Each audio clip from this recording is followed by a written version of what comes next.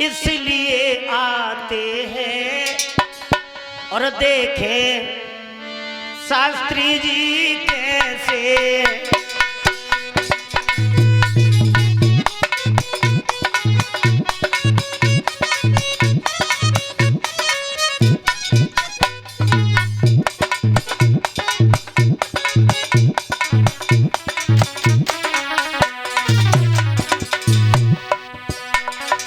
ये वास्तविक बात हो गई।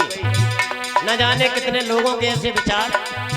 अब भैया पांचों उंगली एक जैसी नहीं है, मैं हर व्यक्ति की बात नहीं कर रहा हूं। कुछ लोग इसलिए आते हैं, देख शास्त्री जी कैसे।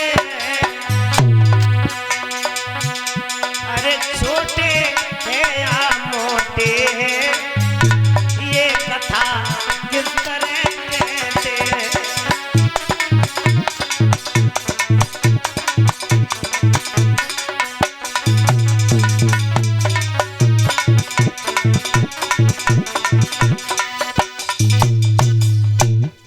सभा के लोगों, कछु ज्ञान घमंडी दीवाने अपनी शाही दर्शाते हैं।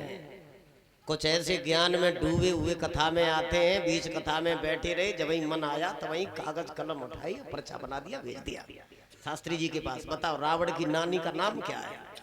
अब बता दिया तो ठीक, और नहीं बता पाया तो कहाँ परीक्षा जी पकड़ लाए जी का जानते ही ना है। और जी रावण की नानी का जो नाम पूछने आते हैं, इनका भविष्य हमसे पूछो। रावण की नानी का नाम जो भरे दरबार में बैठ करके किसी से पूछने जाए, इन लोगों की शाम की दशा देखो। घर पे बहू रोटी ना दई, लड़कन ने लठ दई, रजाई में बगल में दावे भाजत जात बम्बई बम्बा।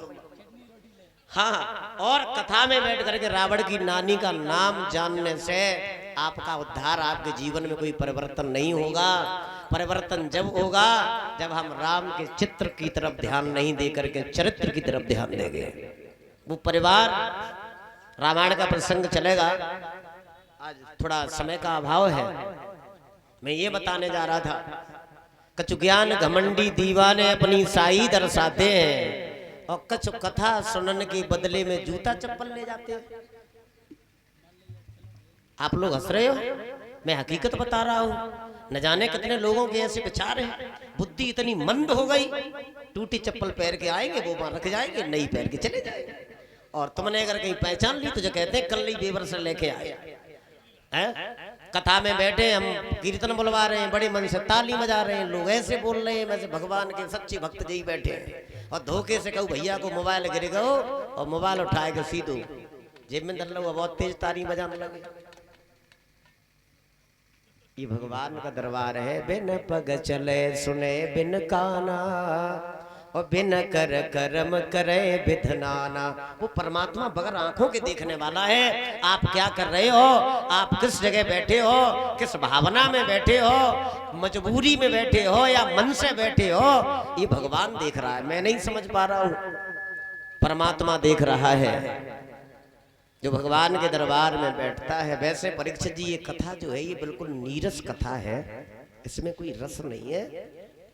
ये ढोलक, ये चिमटा, हारमोनियम, ये भगवान की श्रीमद् भागवत कथा जो है ये बिल्कुल नीरस कथा है, इसमें कोई रस नहीं है। और जो नीरसता से इस कथा को श्रवण करे, उस व्यक्ति का, कवियों ने कहा है, ग्रंथ इस बात के गवाह है, उसका उद्धार होना कोई रोकने वाला नहीं है। मगर पवित्र अमृत में, पवित्र दूध में ये पानी डाल दिया गया है संगीत। ये वो दशा है जैसे बच्चा जब छोटा होता है तो माँ कहती डॉक्टर साहब दवा बड़ी कड़वी है, ये खाएगा नहीं, कोई दूसरा तरीका बताओ। तो डॉक्टर साहब कहते हैं अब दवा ले जाओ शहद में मिलाए के। हाँ, क्योंकि शहद का स्वाद कैसा होता है, शहद का स्वाद मीठा होता है, और दवा